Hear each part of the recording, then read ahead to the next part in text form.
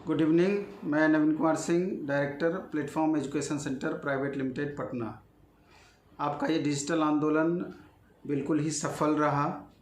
इसका परिणाम आपको एसएससी पर तो देखने को मिला ही, साथ में आईबीपीएस पर भी इसका प्रभाव। अंततः रेलवे भी इसको एक्सेप्ट की।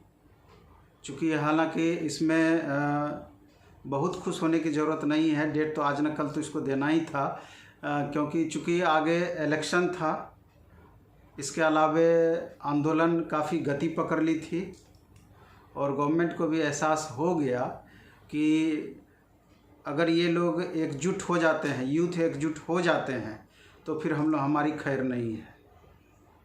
और इधर स्टूडेंट प्लस टीचर को भी एहसास हुआ कि एकता में क्या बल है, क्योंकि इन्होंने दिखा दिया कि अगर हम लोग आपस में मिल जाते हैं तो कुछ भी असंभव नहीं है, गवर्नमेंट को बिल्कुल ही झुका सकते हैं। और इसका प्रतिफल और इसका लाभ हमको आगे भी मिलेगा और आगे भी लेना ही लेना है, क्योंकि अभी एग्ज़ाम का तो डेट दे दिया है, लेकिन मुद्दे और भी बहुत सारे हैं जिन पर निश्चित रूप से यूनाइट होकर के हम लोग को विचार करना चाहिए।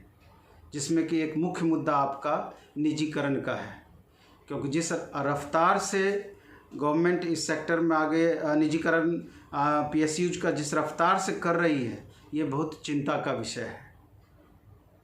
पहले अगर रेलवे की बात करें तो रेलवे में पहले आउटसोर्सिंग का मदद लिया गया।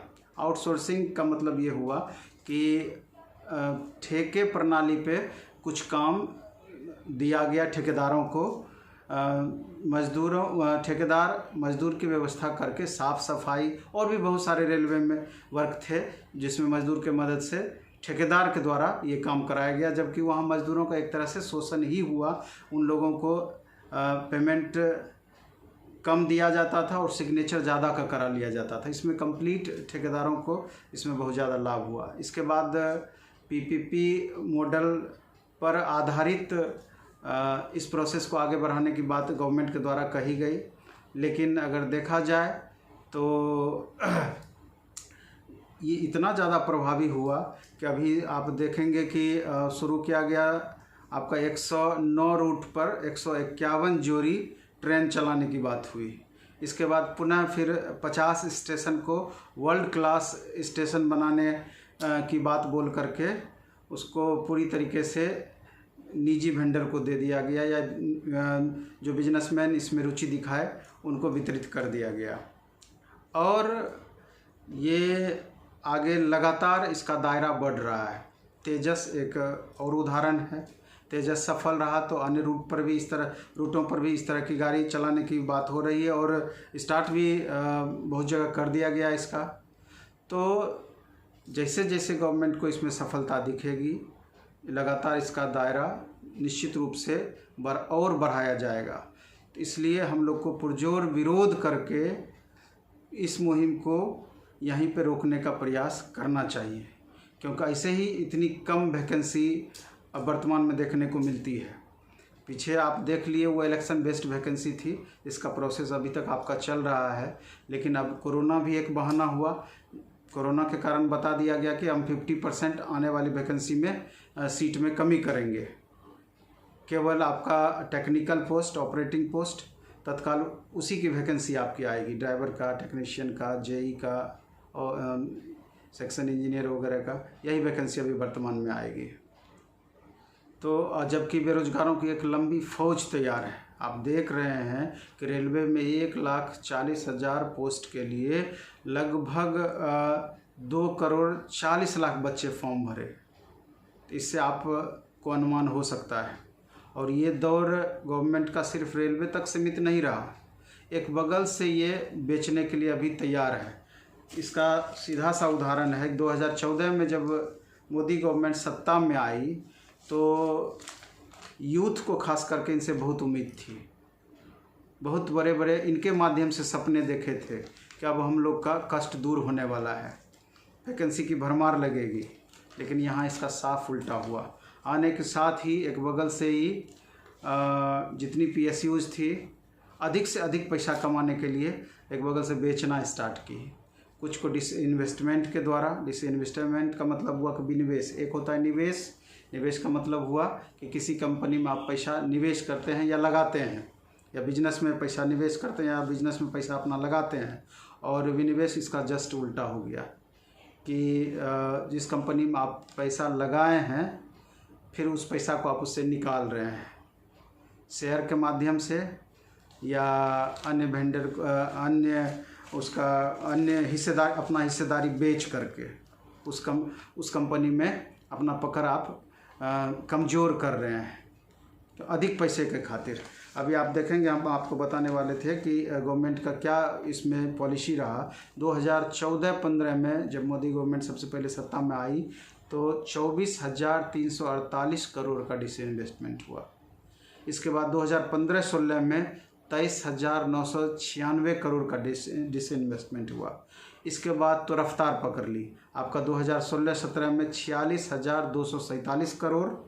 इसके बाद 2017-18 में 1 लाख करोड़ से ज़्यादा का विनिवेश हुआ। इसके बाद 18-19 में 84,000 करोड़ का विनिवेश हुआ। इसके बाद 2019-20 में 1,05,000 करोड़ का टारगेट है, जिसमें कि आपका लगभग 80,000 करोड़ का तो विनिवेश हो चुका है, बाकी अभी आपका कंटिन्यू है।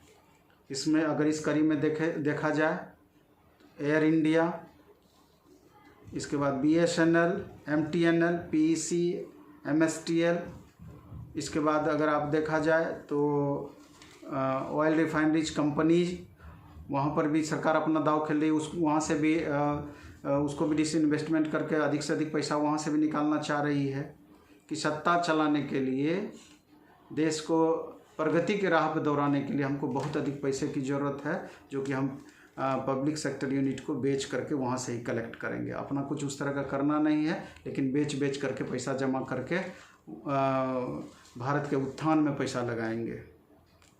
तो स्वाभाविक है कि अगर इतने रफ्तार से ये बेचना प्रारंभ करेंगे या PSU बिकेगा तो वैकेंसी तो कमेगा ही कमेगा।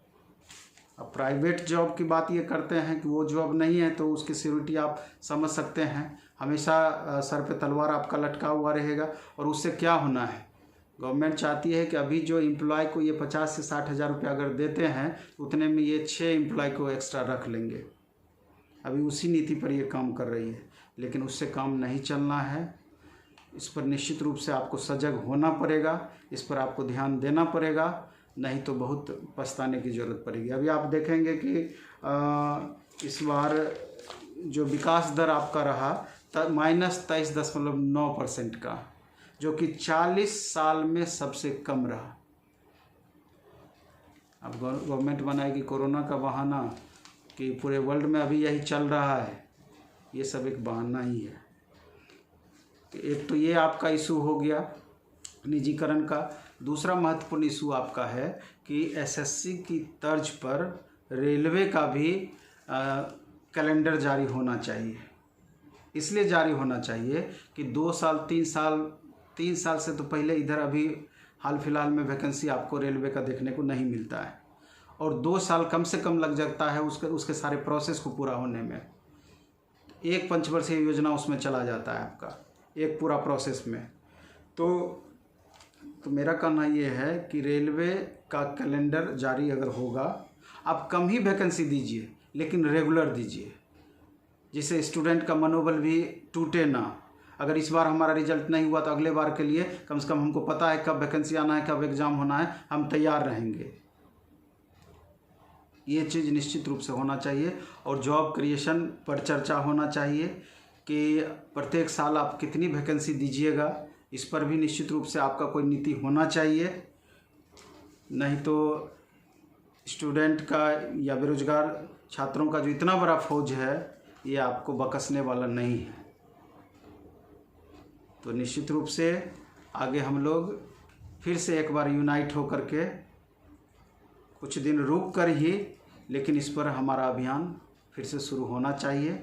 और इसमें सभी की एकजुटता रहनी ज़रूरी है। जिस तरह से अभी आप एकजुट होकर के अपना दमखम आप दिखाए, तो वहाँ पर भी एक बार पुनः प्रयास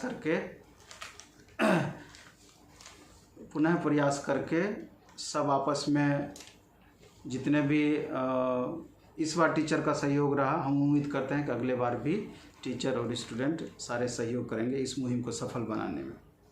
चलिए इस वीडियो में हम इतना ही रखते हैं। एग्ज़ाम का आपका डेट दे दिया है। उम्मीद करते हैं कि आप अच्छे तरीके से पूरी तरीके से पूरे डिवोशन के साथ आप तैयारी में लगेंगे। और अगला एक वीडियो हम और बनाएंगे इस पर कि अब जो आपके पास 3-3.5 महीने का समय बचा हुआ है, किस तरह से उसमें आप पढ़ाई करेंगे, किस तरह से आप तैयारी करेंगे, जिससे कि आप सबकी सफलता निश्चित हो सके। धन्यवाद। Best of luck. धन्यवाद।